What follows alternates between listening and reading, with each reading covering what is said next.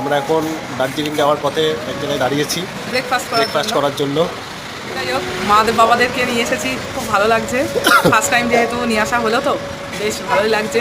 আর আমার মায়ের একটুখানি শরীরটা খারাপ হয়ে গেছিলো, যার জন্য মাঝে মাঝে তোমাদের সাথে হয়তো ব্লগ শেয়ার করতে পারিনি। তো যাই হোক, অল্প অল্প করে তোমাদের সাথে শেয়ার করব। আর পাহাড়ের জায়গায় আসলে তো সবসময়ের জন্য মন ভালো হয়েই যায়।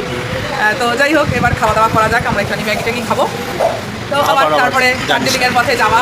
নিজে মারা এদিকে খাচ্ছে, মায়ের যেহেতু শরীরটা খারাপ তাই জন্য একটু নিমকি খাচ্ছে। বাবার জন্য চলে এসেছে রুটি সবজি, এই যে আমাদের চলে এসেছে গরম গরম ম্যাগি।